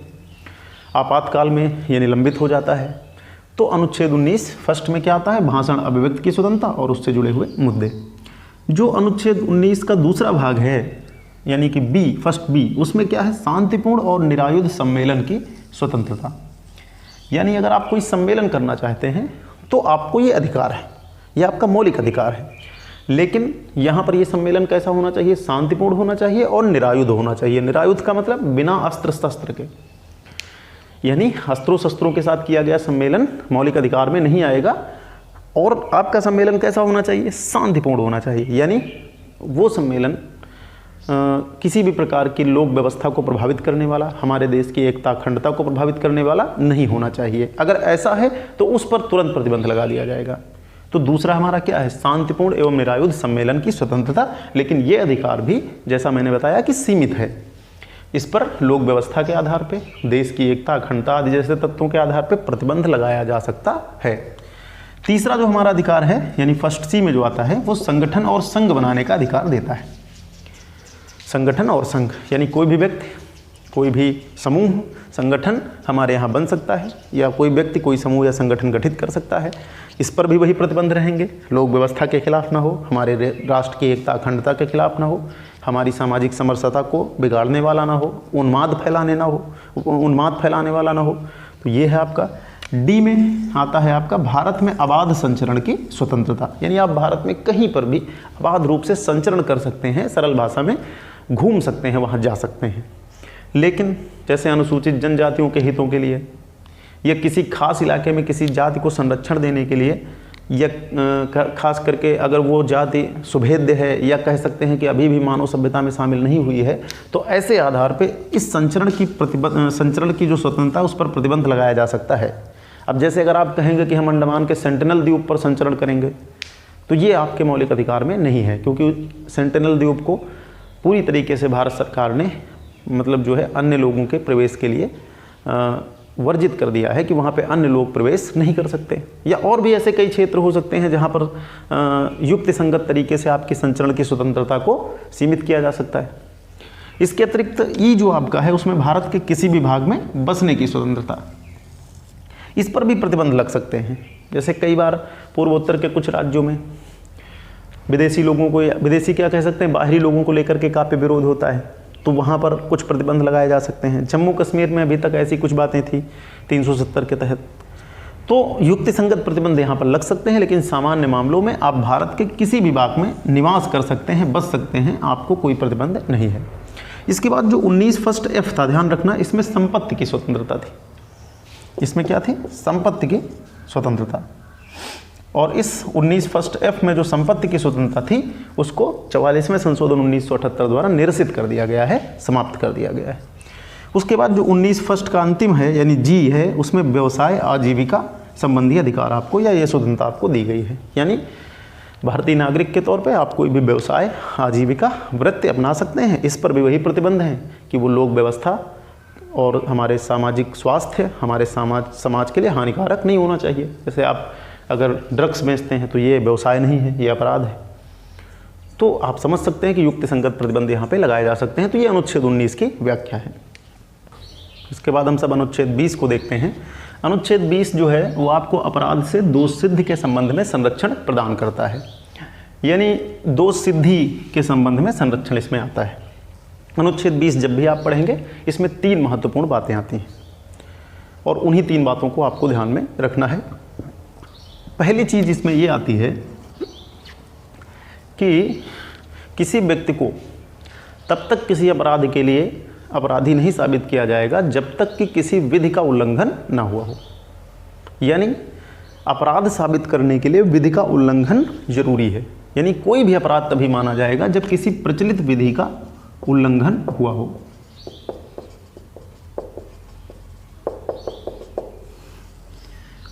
ठीक है, यानी इसमें जो 3 चीज़ें हैं उसमें पहली बात है कि कोई अपराध कब माना जाएगा? जब किसी प्रचलित विधि का उल्लंघन हुआ हो। एक बात इसमें और है कि जो दंड दिया जाएगा किसी अपराध के लिए, वो अपराध जिस समय किया गया है या जो विधि उस समय है उसी विधि के अनुसार दंड दिया जाएगा, ना कि कोई भूतलक्षी प्रभाव। यानी 2 चीज़ें यहाँ पर आपको ध्यान में रखनी है कि जब तक आप किसी प्रचलित विधि का उल्लंघन नहीं करते हैं तब तक अपराध आपके ऊपर साबित नहीं होगा। यह कोई अपराध तब तक नहीं माना जाएगा जब तक कि आपने किसी विधि का उल्लंघन न किया हो। साथ ही साथ एक चीज़ आपको ये ध्यान रखनी है कि अपराध के लिए जो दंड दिया जाएगा वो उसी समय की विधियों के अनुसार दिया जाएगा, ना कि कोई भूतलक्षी प्रभाव। भूतलक्षी का मतलब ये है कि कोई कानून बाद में बने, अपराध आपने आज किया है, कानून इसके बाद बना है और उसको पिछले प्रभाव से लागू कर दिया जाए। मतलब जैसे मान लेते हैं कि कोई व्यक्ति आज अपराध करता है और उस अपराध के लिए 5 वर्ष का कारावास है या 10 वर्ष का कारावास है।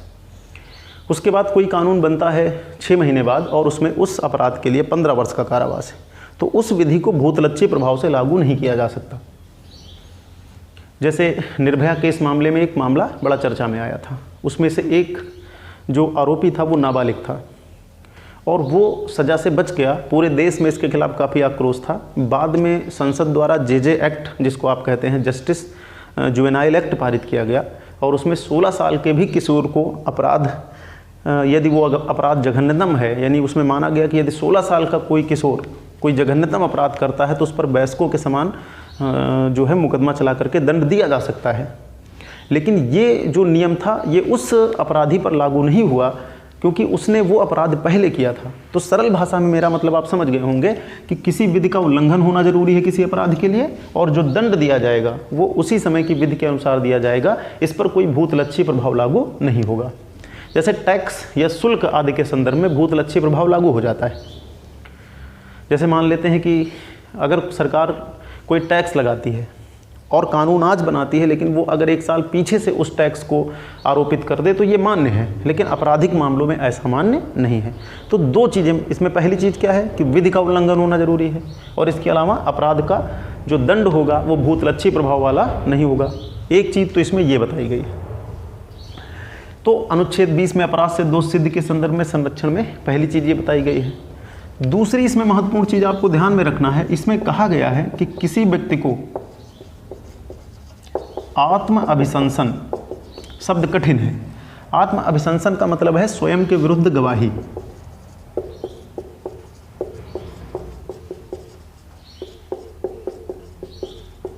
यानी इसमें एक चीज़ और कही गई है कि किसी भी व्यक्ति को यानी अपराधी को आत्म अभिशंसन के लिए बाध्य नहीं किया जाएगा, स्वयं के विरुद्ध गवाही के लिए बाध्य नहीं किया जाएगा। मतलब कोई अपराधी है, उसको जबरन अपने खिलाफ गवाही देने के लिए बाध्य नहीं किया जा सकता। यदि वो स्वेच्छा से ऐसा करता है तो ये ठीक है। यानी जैसे कोई व्यक्ति अपराध करता है और वो स्वैच्छिक तौर पे ये स्वीकार कर लेता है कि उसने अपराध किया है, उसने विधि का उल्लंघन किया है, उसे दंड मिलना चाहिए, तो ठीक है। लेकिन जबरन किसी व्यक्ति को स्वयं के खिलाफ गवाही देने के लिए बाध्य नहीं किया जाएगा। और इसी आधार पर सुप्रीम कोर्ट ने जो पॉलीग्राफी होती है, जो नार्को टेस्ट होते हैं, इनको अवैध माना है। सुप्रीम कोर्ट ने कहा है कि जो नार्को टेस्ट हैं, जो पॉलीग्राफी टेस्ट हैं, ये भी आत्म अभिशंसन है। और जब हमारा मौलिक अधिकार है कि हम स्वयं के विरुद्ध गवाही न दें, तो हमें या किसी व्यक्ति या किसी अपराधी के साथ अगर ऐसा व्यवहार किया जाता है तो वो उसके मौलिक अधिकार का उल्लंघन है। तो जैसे नार्को टेस्ट हैं या पॉलीग्राफी जैसे टेस्ट हैं, उनको सुप्रीम कोर्ट ने इसी आधार पर अवैध घोषित किया है। हाँ, यहाँ पे एक चीज़ और मानी गई है कि किसी भी अपराध की जांच के लिए, पितृत्व परीक्षण के लिए DNA टेस्ट किया जा सकता है। उसको सुप्रीम कोर्ट ने इस श्रेणी के तहत बाहर नहीं किया है। लेकिन नार्को टेस्ट या पॉलीग्राफी को इसी मतलब प्रावधान के खिलाफ सुप्रीम कोर्ट ने अवैध माना है। तो इसमें पहली चीज़ आपने जानी। दूसरी चीज़ क्या है कि आत्म अभिशंसन से आपको सुरक्षा है, स्वयं के विरुद्ध गवाही से सुरक्षा है। और तीसरी चीज़ इसमें है कि दोहरे दंड से बचाओ। यानी इसमें यह कहा गया है कि किसी अपराध के लिए एक ही बार दंड दिया जाएगा, दोहरा दंड नहीं दिया जाएगा। किसी भी अपराध के लिए दोहरा दंड नहीं दिया जाएगा। लेकिन यहाँ पर एक चीज़ आपको ध्यान में रखनी है कि जुर्माना और सज़ा दोनों में से एक अथवा दोनों दोहरा दंड नहीं माना जाएगा। इसके अलावा एक मामला इसमें और उठा था कि यदि किसी सरकारी सर्विस या गवर्नमेंट जॉब में कोई व्यक्ति है, सरकारी सेवा में कोई व्यक्ति है, और वो कोई ऐसा कृत्य करता है जो उसकी सेवा के नियमों के खिलाफ है, साथ ही साथ वो एक आपराधिक कृत्य भी है, तो उसको दोहरे दंड से संरक्षण प्राप्त नहीं होगा। जैसे यदि कोई व्यक्ति अपनी नौकरी के दरमियान कोई बहुत बड़ा घोटाला करता है तो उस पर विभागीय कार्यवाही के अलावा कानूनी कार्यवाही भी हो जाएगी और इसे दोहरा दंड नहीं माना जाएगा। जैसे ये मामला कई बार कोर्ट में गया कि यदि हमारे विभाग ने हमारे ऊपर कार्यवाही कर दी है तो फिर हम पर आपराधिक मुकदमा क्यों चलाया जा रहा है। तो कोर्ट ने माना है कि विभागीय कार्यवाही और आपराधिक मामलों में कार्यवाही को दोहरा दंड नहीं माना जाएगा, बल्कि विभागीय कार्यवाही अलग है और आपराधिक प्रक्रिया अलग है। तो तीन चीज़ें अनुच्छेद 20 में आपको ध्यान में रखना है। पहली कि किसी विधि के उल्लंघन होने पर ही अपराध का साबित होना या अपराध मानना। इसके अलावा भूतलक्षी कोई विधि प्रभावी नहीं होगी आपराधिक मामलों पर। किसी व्यक्ति को स्वयं के विरुद्ध गवाही के लिए बाध्य नहीं किया जाएगा और दोहरे दंड से व्यक्तियों को संरक्षण दिया गया है, अनुच्छेद 20 में आता है। इसके बाद अनुच्छेद 21, जिसमें हम देखते हैं कि इसमें क्या है, प्राण और दैहिक स्वतंत्रता का अधिकार। मौलिक अधिकारों में ये बहुत ही श्रेष्ठ अधिकार है, बहुत ही महत्वपूर्ण अधिकार है। ये नागरिकों के साथ साथ विदेशियों को भी प्राप्त है, आप ध्यान रखेंगे। ये श्रेष्ठ इसलिए है कि इसकी बहुत सारी व्याख्या सुप्रीम कोर्ट ने की है और इसमें अनेक प्रकार के अधिकार व्याख्या में निकल करके सामने आए हैं। तो सबसे पहले प्राण और दैहिक स्वतंत्रता के अधिकार को हम लोग समझते हैं। कुछ लोग इसको जीवन का अधिकार भी कहते हैं। प्राण और दैहिक स्वतंत्रता का अधिकार है कि बिना विधिक प्रक्रिया के किसी व्यक्ति को उसके प्राण और दैहिक स्वतंत्रता से वंचित नहीं किया जाएगा। इसका सरल मतलब ये है, यानी अगर कोई विधिक प्रक्रिया ऐसा प्रावधान करती है कि किसी व्यक्ति के प्राण और दैहिक स्वतंत्रता से उसे वंचित किया जाए तो किया जा सकता है, किंतु बिना किसी विधिक प्रक्रिया के, बिना किसी विधिक आधार के किसी व्यक्ति के प्राण और दैहिक स्वतंत्रता से उसको वंचित नहीं किया जाएगा। तो विधिक प्रक्रिया का होना जरूरी है, कोई विधि का होना जरूरी है। जैसे तानाशाही शासन में या जब पहले के जो शासन होते थे उनमें ऐसे प्रावधान होते थे कि लोगों को, निर्दोष लोगों को दंड दे दिए जाते थे, मनमाने दंड दे दिए जाते थे, बिना किसी आधार के दंड दे दिए जाते थे।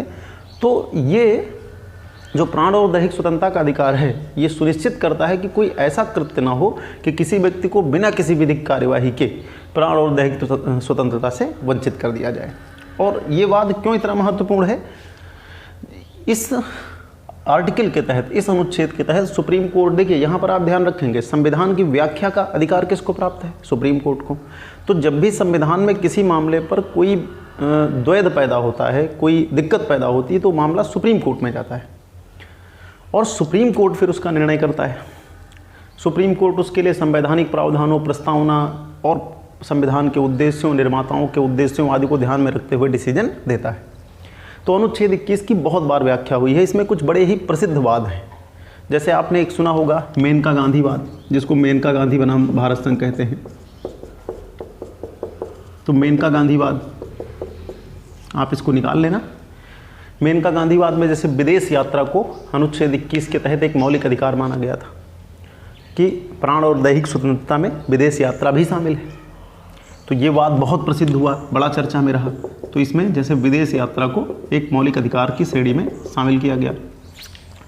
एक बहुत ही प्रसिद्ध वाद रहा मोहिनी जैन बनाम कर्नाटक राज्यवाद।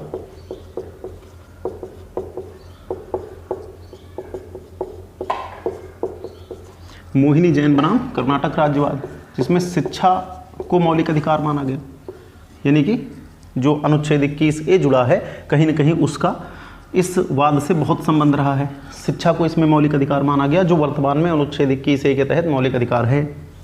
इसके अलावा एक बड़ा प्रसिद्ध वाद जो कई बार एग्जाम में पूछा गया है, सुभाष कुमार बनाम बिहार राज्य। इसमें स्वच्छ पेयजल का अधिकार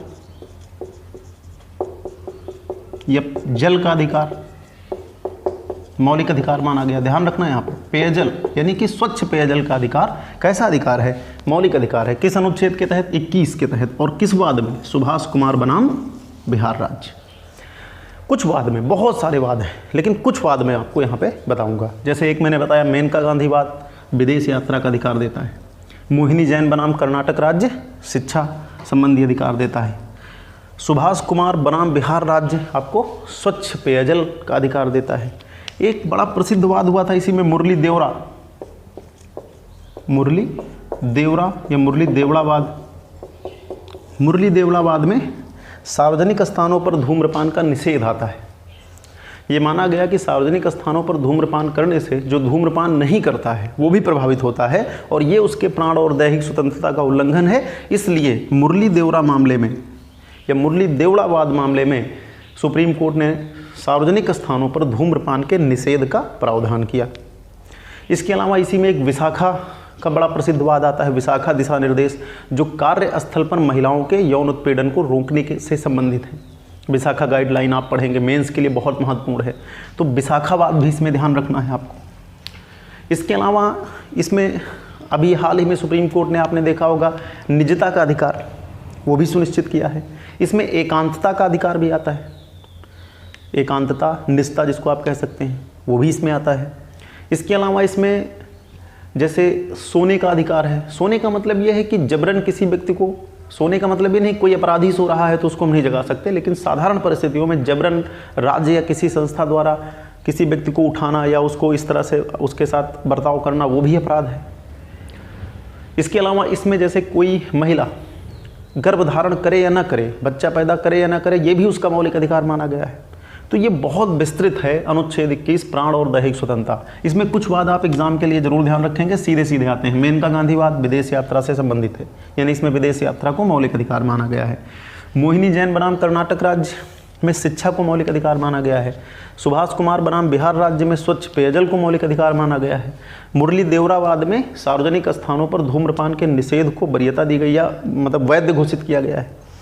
इसके अलावा विशाखा जो गाइडलाइन है वो भी इसी अनुच्छेद के तहत निकली हैं। विशाखा गाइडलाइन कार्यस्थल पर महिलाओं के यौन उत्पीड़न को रोकने से संबंधित हैं। बहुत सारे वाद हैं, आप किताब में देखेंगे, अगर कोई प्रश्न बने तो आप पूछेंगे। कुछ वाद मैं लेकर के आपको अनुच्छेद 21 की व्याख्या कर रहा हूँ। तो ये अनुच्छेद 21 है।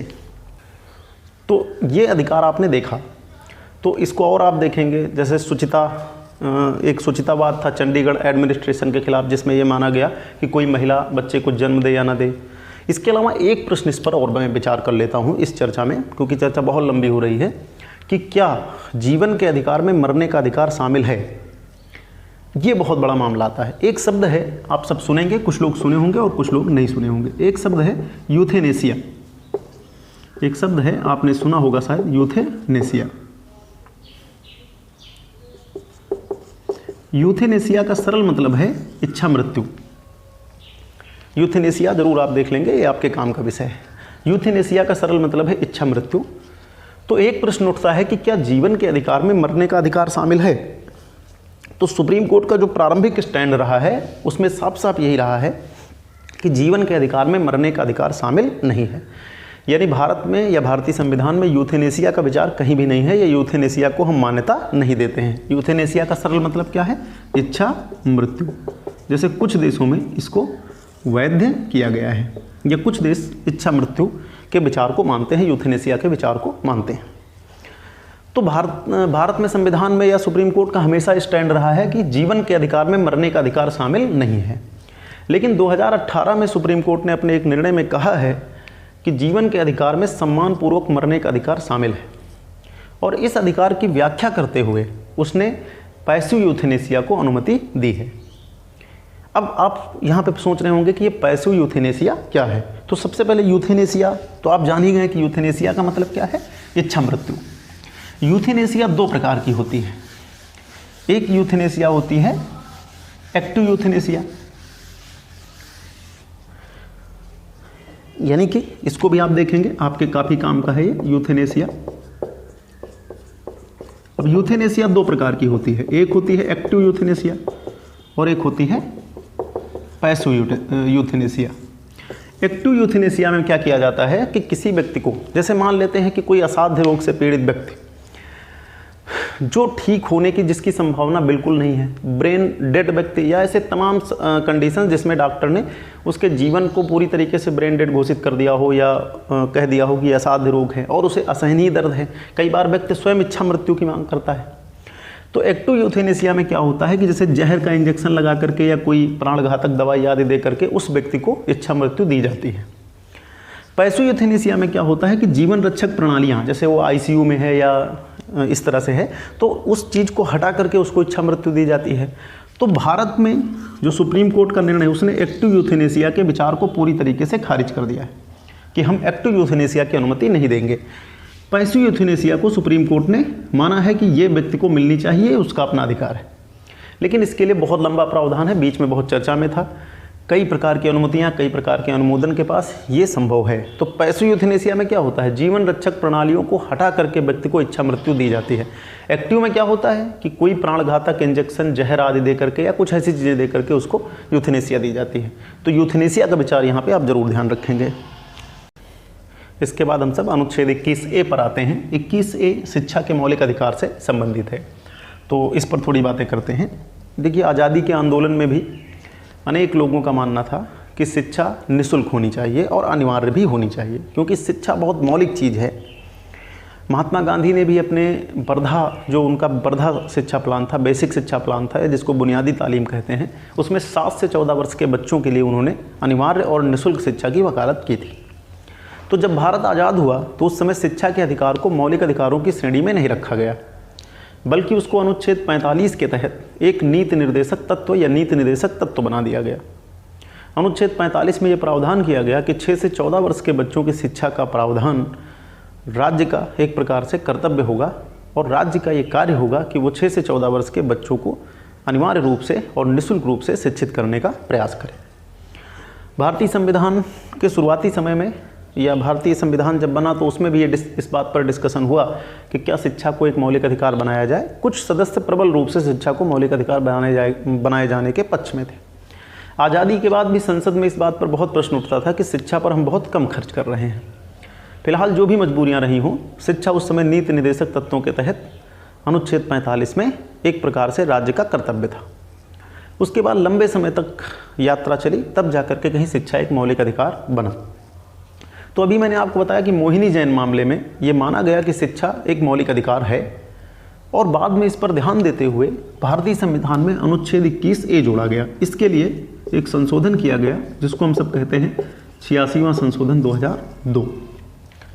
तो 86वां संशोधन 2002 किया गया, और 86वें संशोधन 2002 द्वारा अनुच्छेद 21A जोड़ करके 6 से 14 वर्ष के बच्चों के लिए अनिवार्य और निःशुल्क शिक्षा का प्रावधान किया गया।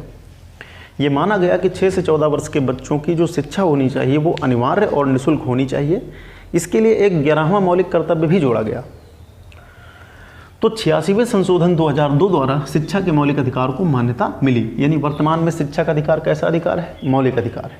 और 6 से 14 वर्ष के बच्चों को क्या कहा जा रहा है कि 2 शब्द यहाँ पर हैं, एक क्या है? अनिवार्य, और दूसरी क्या है?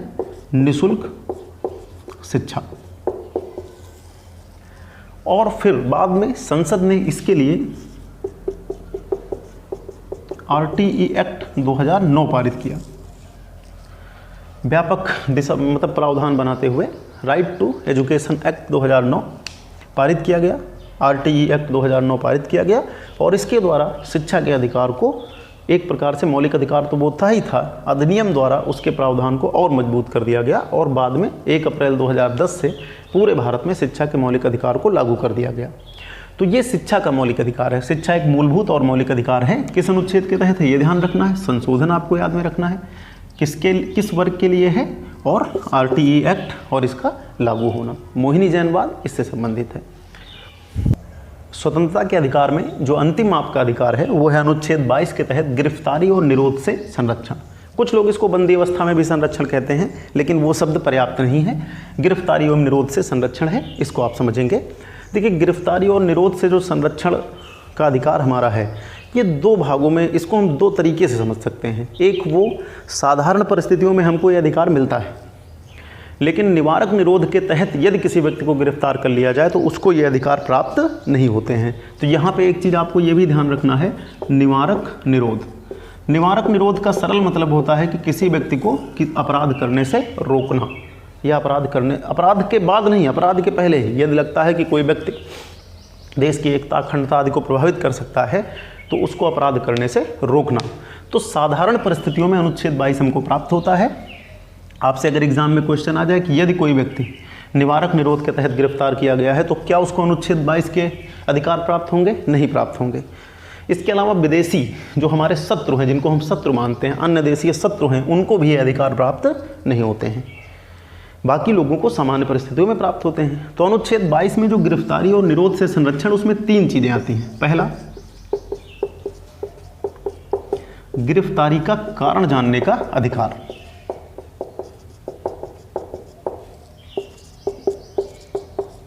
यानी यदि आपको गिरफ्तार किया जा रहा है तो सबसे पहला है क्या कि आपका मौलिक अधिकार है कि आप उसका कारण जान सकते हैं। आपको यदि गिरफ्तार किया जाएगा तो निश्चित तौर पे आपको उसके कारण को जानने का अधिकार है, और गिरफ्तार करने वाली संस्था आपको कारण बताएगी। सामान्य परिस्थितियों में, निवारक निरोध की अलग स्थिति है, उसको मैं बताता हूँ आपको। तो गिरफ्तारी का कारण जानने का आपको अधिकार निवारक निरोध या अनुच्छेद 22 के तहत प्राप्त है। यानी यदि किसी व्यक्ति को गिरफ्तार किया जाता है तो उसे उसकी गिरफ्तारी का कारण जानने का पूरा अधिकार है।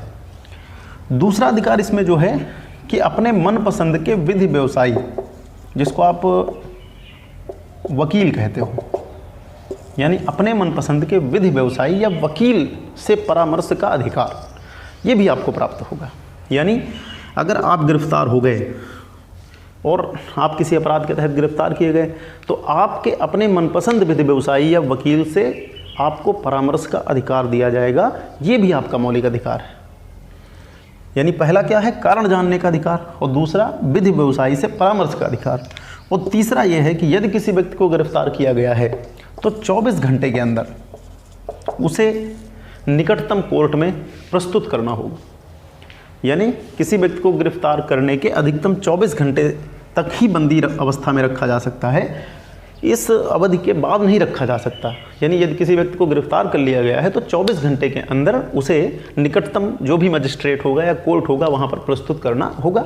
हालांकि इसमें यात्रा का समय या कोई विशेष छुट्टी आदि का समय शामिल नहीं होता है, लेकिन सामान्य परिस्थितियों में 24 घंटे के अंदर उस व्यक्ति को कोर्ट में प्रस्तुत करना होता है। तो 3 चीज़ें यहाँ पर आपको मिलती हैं इसके तहत। क्या? गिरफ्तारी का कारण आप जान सकते हैं, अपने मनपसंद के विधि व्यवसायी के साथ संपर्क कर सकते हैं, परामर्श कर सकते हैं, और साथ ही साथ 24 घंटे के अंदर आपको कोर्ट में प्रस्तुत करना होगा। ये है लेकिन अब एक चीज़ यहाँ पर ध्यान रखनी है, निवारक निरोध के तहत गिरफ्तार व्यक्ति को ये अधिकार प्राप्त नहीं होते हैं। और निवारक निरोध के तहत यदि कोई व्यक्ति गिरफ्तार कर लिया जाए तो उसे 3 माह तक कैद में रखा जा सकता है। 24 घंटे वाली सीमा उस पर लागू नहीं होती है। और विस्तार से आप किसी अन्य लेक्चर में आप पढ़ेंगे। निवारक निरोध के तहत ही कई सारे सुरक्षात्मक कानून बनाए गए थे, जैसे मीसा, टाडा, पोटा आदि कानून बनाए जाते हैं। कई बार इनका विरोध होता है। जैसे उदारवादी लोग निवारक निरोध को भारतीय संविधान का एक काला अध्याय कहते हैं। जो लोग व्यक्ति के अधिकारों के समर्थक हैं, उदारवादी हैं, वो इसको एक विशेष और काला पन्ना कहते हैं कि ऐसा प्रावधान किसी अन्य संविधान में नहीं है, क्योंकि उनका मानना है कि ये व्यक्तियों के स्वतंत्रताओं पर प्रतिबंध लगाता है। लेकिन सरकार का ये मानना है कि विशेष परिस्थितियों में ये हमें ज़्यादा अधिकार सौंपता है। तो बात फिर वहीं पर व्यक्ति बनाम राज्य किया जाएगी। तो निवारक निरोध के तहत यदि किसी व्यक्ति को गिरफ्तार कर लिया जाए या वो व्यक्ति विदेशी शत्रु हो, अन्य देशी शत्रु नागरिक हो, तो उसको अनुच्छेद 22 के जो अधिकार हैं वो प्राप्त नहीं होंगे। निवारक निरोध के तहत यदि किसी व्यक्ति को गिरफ्तार कर लिया जाए तो उसको अधिकतम 3 माह तक, इसके बाद भी प्रक्रिया है, लेकिन सामान्य क्वेश्चन अगर आपसे बने तो आप ये बताएंगे। तो ये आपका अनुच्छेद 22 है। तो ये आपका स्वतंत्रता का अधिकार कंप्लीट हो गया है। समानता का अगले लेक्चर में, बहुत लंबे हो रहे हैं, तो हम बाकी के अधिकारों पर चर्चा करेंगे।